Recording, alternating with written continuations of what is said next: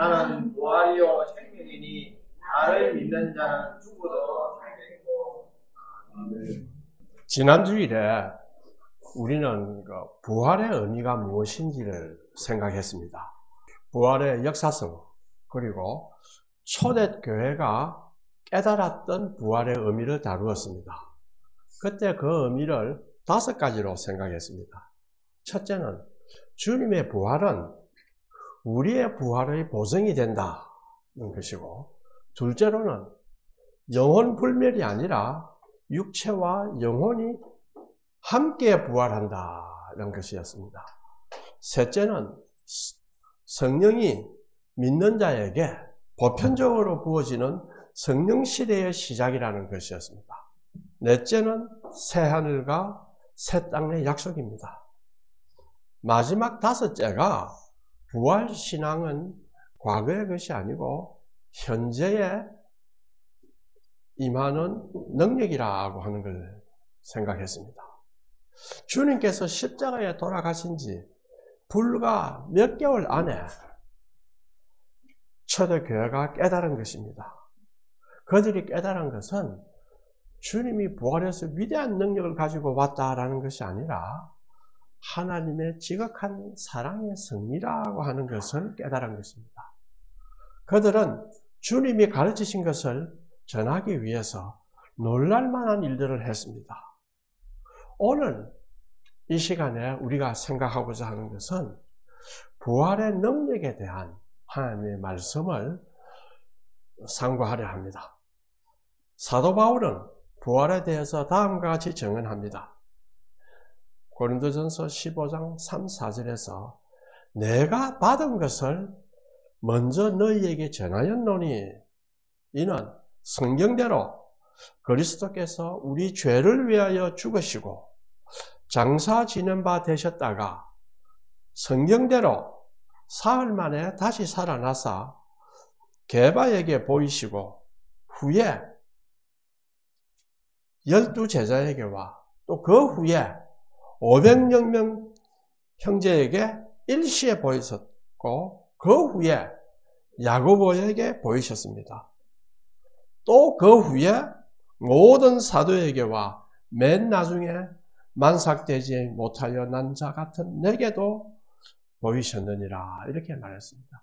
그 후에를 계속하면서 부활이 한번 보여졌다가 사라진 것이 아니고 계속적으로 보여짐을 이야기하고 있습니다. 여기서 사도 바울은 부활은 우리의 관념이나 우리의 주관적 믿음의 결과가 아니라 실제로 시공간에서 일어난 사건이라는 것을 말하고 있습니다. 그래서 증인들도 있었다. 그리고 자신도 보았다. 이렇게 말합니다.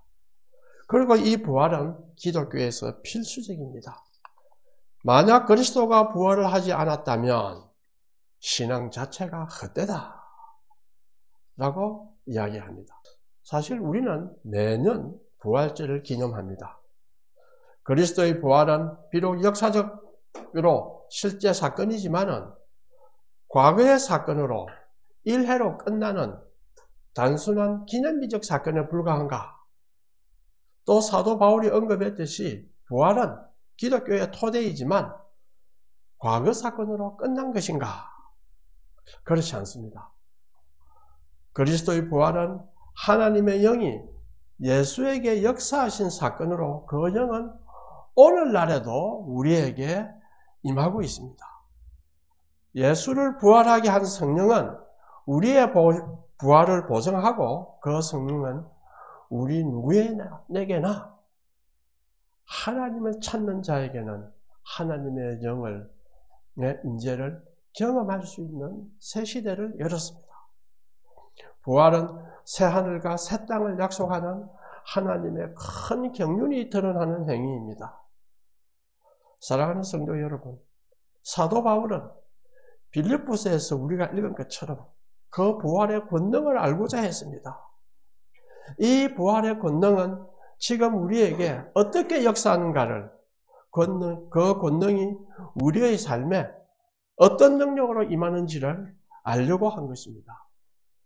오늘 우리는 이 부활의 능력을 네 가지로 나누어 생각할 것입니다. 첫째로, 부활의 능력은 죄의 권세를 깨뜨렸습니다. 곧 부활의 능력은 죄의 권세를 깨뜨리는 능력입니다. 그런데 죄의 권세를 깨뜨렸다고 하는데 주님을 따르는 우리에게 분명히 죄의 권세를 깨뜨렸다고 분명히 이야기합니다. 그런데 우리는 여전히 세상 죄로 인해서 회개하고 또 죄에 대한 부담 속에 살고 있습니다. 그렇다면 죄의 권세를 깨뜨렸다는 것은 무엇을 의미합니까? 로마서 6장 4절에 보면 그러므로 우리가 그의 죽으심과 합하여 세례를 받음으로 그와 함께 장사되었나니 이는 아버지의 영광으로 말미암아 그리스도를 죽은 자 가운데서 살리심과 같이 우리를 또한 새 생명 가운데서 행하게 하려 함이라. 우리가 그의 십자가의 죽으심과 합하여 세례를 받음으로 그와 함께 장사되었다. 이것은 뭐를 말합니까? 우리가 죄에 대하여 죽었다는 뜻입니다. 죄에 대하여 죽었으니까 죄는 우리에게 더 이상 영향을 못 미칩니다. 즉, 죄에 대해서 우리는 죽었기 때문에 죄는 더 이상 우리에게 권세를 행사할 수 없다는 것을 의미합니다. 또 6장 5절에 만일 우리가 그의 죽으심과 같은 모양으로 연합한 자와 되었다면 또한 그의 부활과 같은 모양으로 연합한 자가 되기 때문이다. 우리는 죄에 대하여 죽고 하나님에 대하여 살아있는 자로 여길지어다. 따라서 우리는 죄의 포로가 되어 살고 있는데 또 불구하고 주님의 영이 우리를 새 생명 가운데 살게 한다는 그것이 바로 죄의 권세를 깨뜨렸다는 것입니다. 비록 우리가 하나님을 믿으나 옛사람이 살아있어서 여전히 죄에 빠지기도 하고 죄의 유혹에 좌절하기도 합니다. 그러나 성경은 죄의 머리가 죄의 근본 세력이 무너져서 비록 우리가 자주 넘어지지만은 아주 쓰러지지 않습니다. 그 이유는 죄가 우리를 본질적으로 타락으로 끌고 가지는 못하기 때문입니다. 우두머리가 상실된 죄의 세력은 점차 약해지고 우리는 부활의 능력, 곧 성령께서 하신 능력에 힘입어 그들을 이겨나갈 수 있다는 것을 의미합니다. 그리하여 우리는 근본적으로 사망의 권세에서 죄의 지배에서 벗어난 자입니다. 그리하여 비록 우리는 옛습관으로 인해서 죄로 괴로워하지만은 그리스도와 연합함으로써 성령 안에서 새 생명을 누리는 자입니다. 우리는 새로운 존재로 깨끗함을 받았습니다. 성령께서 죄의 권세를 깨뜨려 우리는 죄의 권세에서 벗어날 수 있습니다. 그러나 여전히 이 땅에 살기 때문에 사탄은 우는 사자와 같이 삼킬 자를 찾습니다. 예수님의 승리 속에서 사탄은 자신이 패배한 것을 알기 때문에 그날이 오기까지 한 명이라도 더 지옥으로 끌고 가려 합니다. 그러나 부활의 능력으로 인해 새로운 존재인 우리는 고난 중에도 죄의 유혹 속에도 영원의 빛을 보고 나아갈 수가 있습니다. 그러나 가만히 있으면 저절로 되느냐? 그렇지 않습니다. 우리는 여기에 힘써 노력해야 합니다. 그래서 에베소서 6장에 이야기합니다. 전신갑주를 입어라. 이 비유는 싸움의 비유죠. 갑옷을 입어라. 또 진리를 가지고 너희 허리띠를 띠라. 허리띠를 띠야 단단한 마음으로, 결심을 가진 마음으로 나갈 수가 있습니다. 또 의의 호심경을 붙이라. 심장에 붙이는 거죠. 평안의 복음이 준비한 것으로 신을 신으라. 복음을 가지고 걸어다녀라. 평안의 복음을 가지고 걸어다녀라. 믿음의 방패를 가져서 악한 자의 모든 불화살을 소멸하고 또 성령의 검을 가져서, 성령의 검이 뭡니까? 하나님의 말씀입니다. 이 말씀을 가져서 사탄을 대적하라고 합니다. 그렇다면 우리는 이것을 우리 힘으로는 다 할 수가 없습니다. 그래서 우리는 부활의 능력이신 성령님께서 우리에게 힘을 주십니다.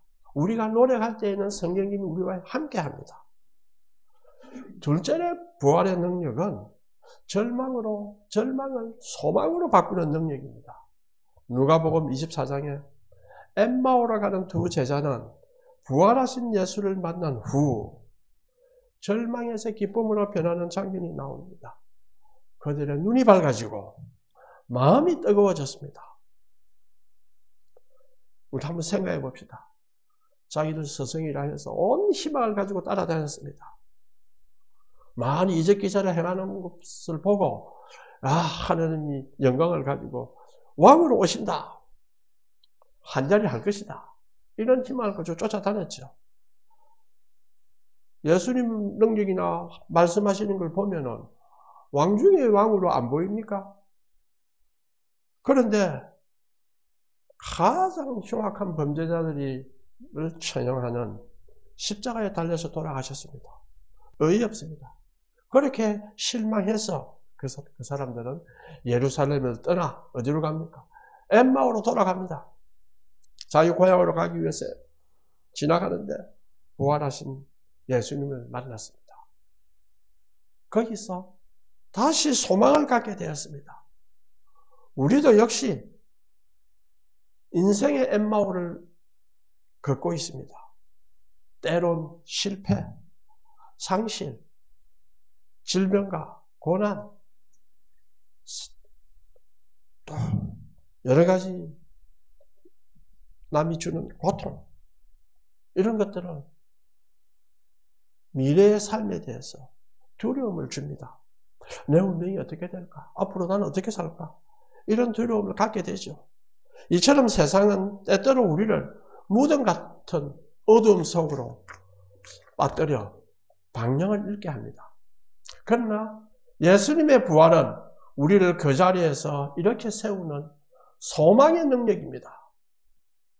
엠마오 길에서 제자에게 나타나신 주님은 오늘 우리가 어디에 있든지 우리와 함께 합니다. 이것을 우리는 믿어야 합니다. 사실 인간의 내면이란 것은 매우 복잡합니다. 온갖 잡생각이 다 들어오고 연약합니다. 그래서 약간의 근심거리만 있으면 우리의 내면은 때때로 폭풍우가 일어나는 것처럼 불안해지기도 합니다. 그래야 소화도 잘 안 되고 건강도 해치고 또 그런가 하면 단순하고 여린 마음은 자신을 괴롭힌 현상이 다가오면 자기를 보호하기 위하여 화를 냅니다. 이것은 자신을 위한 과도한 보호작용입니다. 우리의 연약함으로 인해서 세상 걱정으로 내면에 평화가 있을 날이 없습니다. 이럴 때 우리는 주님께 다가가야 합니다. 기독교 교부 중 한 사람으로 유명한 설교시에 부패한 로마 귀족들을 비판하고 당시에 그 398년에서 404년에 이분이 콘스탄티노플의 대주교였습니다. 신학자고 설교가인데 가난하고 힘든 자를 도와주라고 열심히 이야기를 했습니다. 그래서 그 사람의 입을 뭐라고 불렀느냐 하면 황금의 입이라고 불렀습니다. 이분이 요하네스 크리소스토모스라 합니다. 이 라틴어 발음이고 이제 영어로는 요한 크리소스톰 이렇게 합니다. 한국에서는 외국 사람은 그 나라의 국적의 언어를 쓰자 이렇게 해서 이제 그렇게 불러서 요하네스 크리소스토모스라 이렇게 합니다. 그분이 다음과 같이 기도를 합니다. 그리스도의 평화가 여러분께 함께 하시기를, 그분이 어디로 보내시든 여러분과 함께 하시기를, 광야에서 여러분을 인도하시고 폭풍 속에서 여러분을 보호하시기를, 그분께서 보여주신 놀라운 일들을 기뻐하며 여러분을 집으로 돌아오게 하시기를, 그래야 다시 우리의 문 안으로 기쁨으로 돌아오게 하시기를. 아멘. 이렇게 기도했습니다. 진실로 이러한 평화가 여러분들에게 임하기를 바랍니다. 셋째로 부활의 능력은 고난을 이길 능력입니다. 우리의 삶을 어디에 많이 비유하느냐면 순례자에 비유합니다. 나그네다. 나그네의 특징이 뭡니까? 고난입니다. 항상 잘 때를 찾아야 됩니다. 자연의 여러 가지 폭우를 또 피해야 됩니다. 또 나그네란 뜻은 어느 지역을 가도 이방인입니다. 그러나 우리가 혼자가 아닌 것은 하나님 아버지가 우리와 함께 계십니다. 우리는 나그네지만은 결코 혼자가 아니고 외롭지 않습니다. 예수 그리스도를 믿는 사람에게는 희망이 닿지 않는 죽음이나 슬픔은 없습니다. 빌립보서 3장 10절에서 바울은 부활의 권능뿐 아니라 그 고난의 참여함도 함께 말합니다. 자, 부활은 무엇이냐? 예수님은 십자가를 통했습니다. 부활은 고난을 건너는 다리입니다. 예수님께서 십자가를 통해서 부활에 이르렀듯이 우리도 고난 가운데서 부활의 능력을 의지하여 승리할 수가 있습니다. 따라서 우리는 순례자지만 절망을 극복하고 끊임없이 다시 태어나며 어둠에서 빛으로 나아갈 수 있습니다. 고난은 누구에게나 옵니다. 재물이 많다고 해서 고난이 없습니까? 얼마 전에 우리 한 사람 국회의원이 자살하면서 봤죠. 그 재산이 얼마나 많습니까? 그 자살에 이르기까지는 또 마음에 얼마나 또 고통이 있었겠습니까? 어떤 형태의 사람도 인간으로 이 땅에 존재하는 한은 고난 속에 살고 있습니다. 그렇기 때문에 우리 순례자는 고난의 길을 가더라도 결코 희망 없는 사람처럼 통곡하지 않습니다. 왜냐하면 성령은 우리를 고난 속에서 일깨우고 보호하십니다. 믿음의 선진들은 비록 폭풍과 고난이 닥쳐도 삶이 흔들리고 불안하게 보일지언정 그들은 고난을 이겨내고 나중에 이 고난은 내가 하나님께로 가는 축복의 통로였다는 것을 그들은 고백합니다. 우리 역시 각자가 자신의 삶을 뒤돌아보면 고난은 우리의 믿음을 성숙시키는 축복이었다라고 고백할 것입니다. 우리가 깨달아야 할 것은 신자의 삶은 고난으로 끝이 나는 것이 아니라 이것은 부활의 완성으로 나아가는 과정이라는 것입니다. 그러므로 우리는 어떠한 고난을 당해도 결코 실망할 필요가 없습니다. 그냥 아프는구나. 주사한테 맞으면 아프잖아요. 그렇죠. 아프는구나. 그것이 그걸 가지고 실망하고 내가 어떻게 될 것인가 걱정하지 마십시오. 주님은 언제나 새 길을 내셔서 우리의 순례의 길을 붙들어주고 있습니다. 넷째로 그리스도의 부활의 능력은 우리에게 하신 새 하늘과 새 땅의 약속입니다. 이것은 굉장한 비전입니다. 부활은 피조세계 전체의 갱신을 의미합니다. 새 하늘과 새 땅의 약속으로서 이 부활은 모든 피조세계를 새롭게 하십니다. 이는 창조 전체를 바라보도록 하는 시야를 열어줍니다.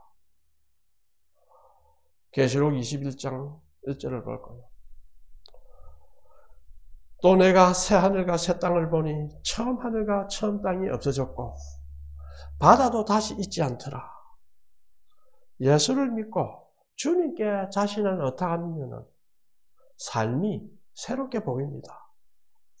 삶의 본질이 세상에 몰두나 세상적 가치관을 부러워하고 거기에 매여 있어 사는 것이 아닙니다.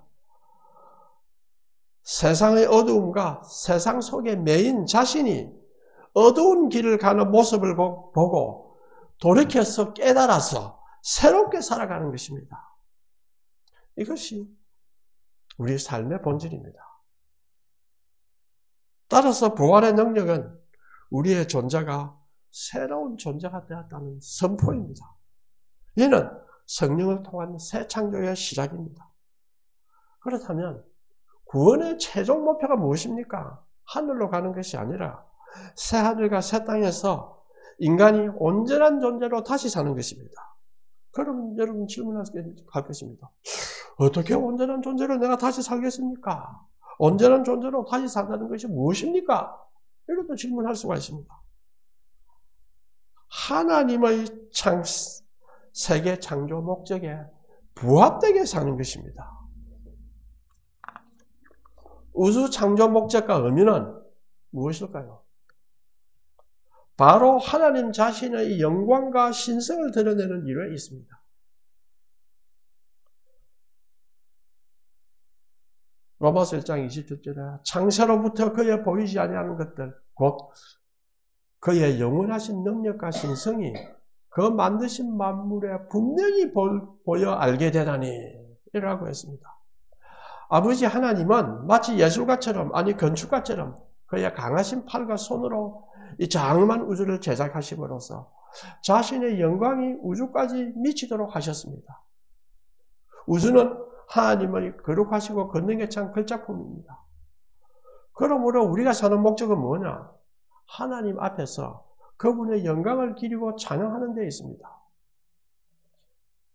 이는 굉장한 선포입니다. 왜냐하면 내 밥 먹고 좀 잘 살고 내 감각적인 즐거움을 좀 살고 다른 사람 사이에서 좀 우월로 느끼고 뭐 이래 사는 거 이게 전부라 생각합니다.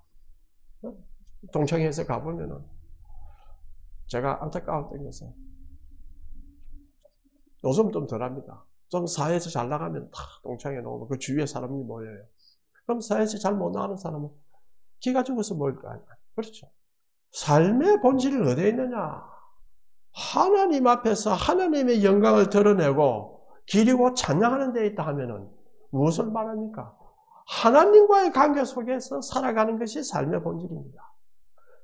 거대한 큰 비전입니다. 그리고 아주 큰 일입니다.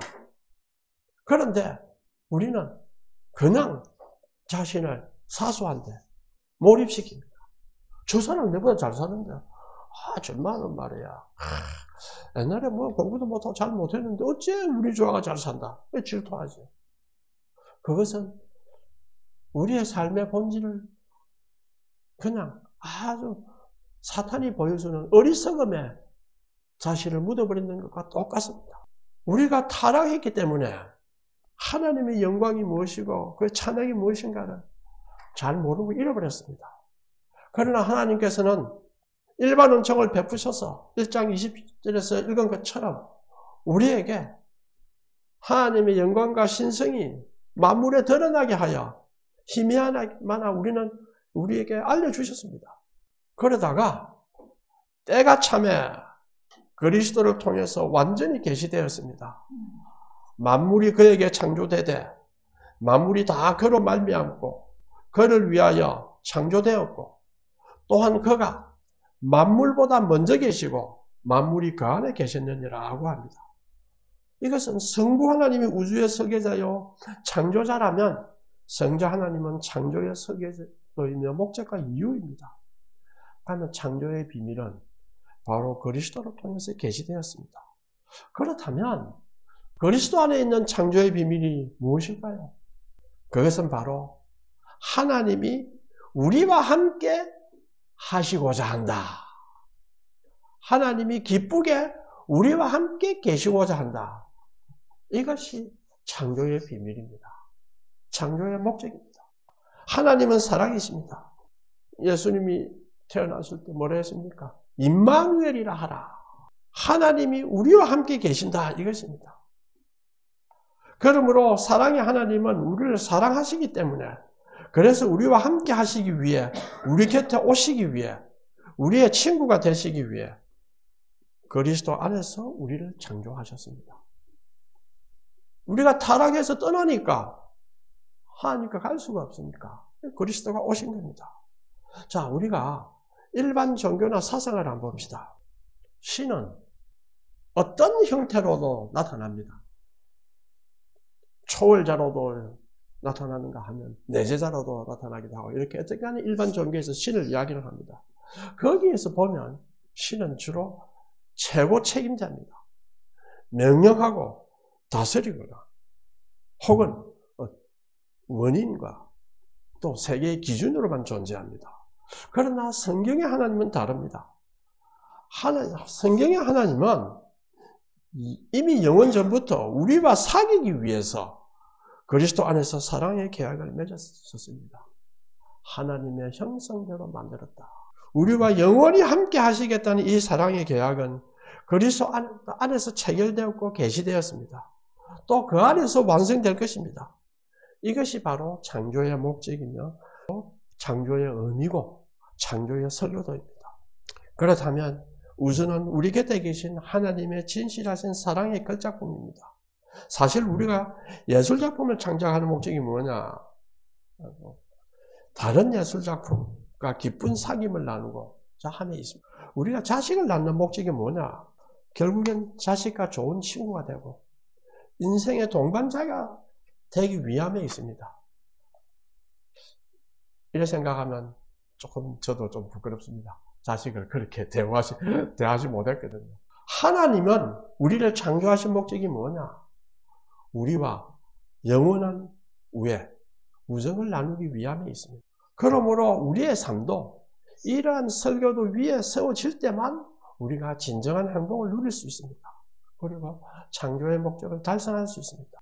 이런 형태의 신과 인간의 관계는 어떤 종교에도 없습니다. 오직 성경만이 유일합니다. 성경에서 말하는 신만이 이런 인간과 교제하고 인간을 사랑하고 그것을 자신의 기쁨으로 여긴다고 하는 것은 성경의 하나님뿐입니다. 이걸 우리가 한번 깊이 생각해야 됩니다. 그래서 비록 우리가 타락하여 죄로 인해 하나님과 사귐이 단절되었지만은 주님은 이 땅에 오셔서 십자가의 고난을 지셔서 죄를 담당하심으로 우리는 하나님과 화해를 할 수 있게 되었습니다. 삶의 가장 귀한 것이 무엇이냐? 사랑이라는 것을 주님은 자기 목숨과 바꾸는 그 십자가를 받아들이는 것으로 보여주었습니다. 그래서 사도 요한은 다음과 같이 이 사랑의 비밀을 노래합니다. 사랑하는 자들아, 우리가 서로 사랑하자.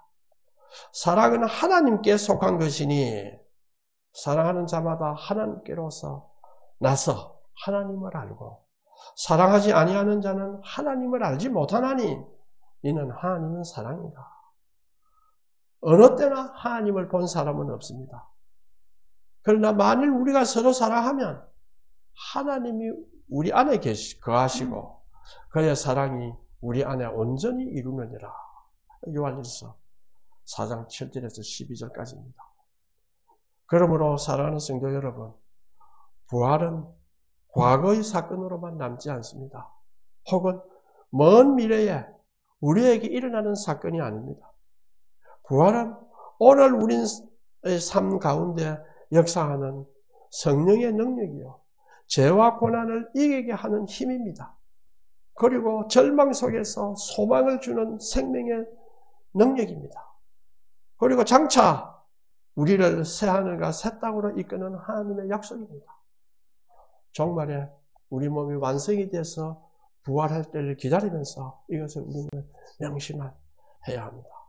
오직 하나님을 앙망하는 자는 새 힘을 얻으리니 독수리가 날개치며 올라감을 같을 것이요 다른 박질을 하여도 곤비하지 아니하겠고 걸어가도 피곤치 아니하다. 이사야서에 나옵니다. 하나님의 성령은 우리가 귀를 기울이면 반드시 이러한 힘을 주십니다. 이 말씀을 믿고 힘차게 나갑시다. 통성으로 기도하겠습니다.